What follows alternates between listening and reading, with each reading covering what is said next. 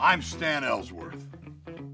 You might have heard me talking about history on American Ride. But today, I want to talk about the United States Constitution, how it came to be, why it came to be, and what makes the United States Constitution a revolutionary document even today. So throttle up, baby. Let's hear the story.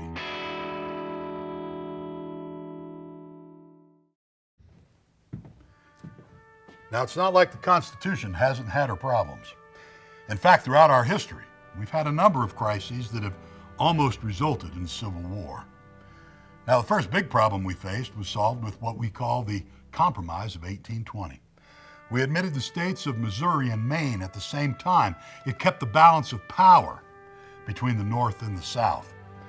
And we drew a line across the continent at 36 degrees 30 minutes north latitude. We said above that line, only free states would be admitted to the Union. Put a lid on the simmering tension between North and South. Now, the next problem is called the Nullification Crisis of 1828. Congress had passed a tariff, that's the way the government used to make its money, of almost 30%.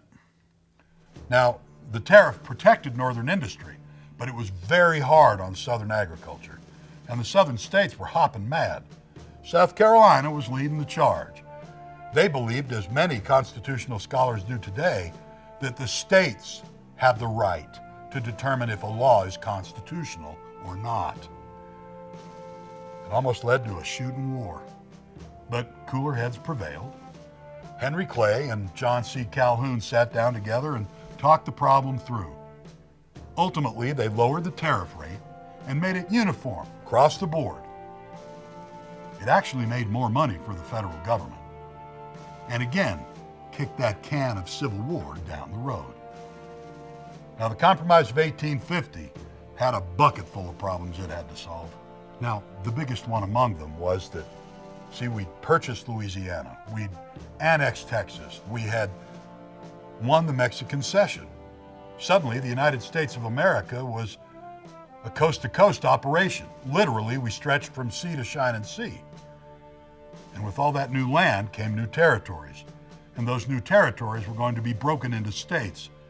And all of those new states were going to want to be admitted to the Union. Now, here's the big problem. Texas. She's a southern state. She extends all the way north into Wyoming, well above that 3630 line. Here's how we solved the problem. First off, the Supreme Court decided that the Compromise of 1820 was unconstitutional. You can't take from the American people their right to have a say. Second, Franklin Pierce had put forward a doctrine when he was president of popular sovereignty. He'd applied it to Kansas and Nebraska. The Compromise of 1850 applied it to every state and every territory. The people of the states would determine how that state would be admitted to the Union.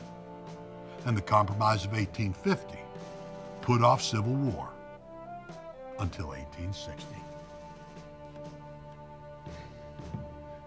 You know, Dr. Benjamin Franklin said a number of very wise things. One of them was, a stitch in time saves 9. What Franklin's meaning was if you fix a problem early, it doesn't become a crisis later on. Well, we didn't learn that lesson. And the party politics of the 1800s failed to solve many of the questions of the early American nation, like states' rights versus federal power, the expansion of slavery, industry versus agriculture. Is the Union perpetual? And because of that failure, those problems could only be solved by an appeal to the force of arms.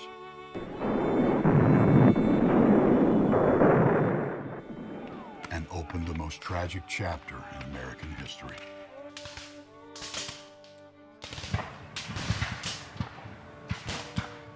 At the end of the American Civil War, better than 500,000 American boys lie dead on the battlefields of that conflict. Good government, responsible government, doesn't kick the can down the road and hand it off to the next generation.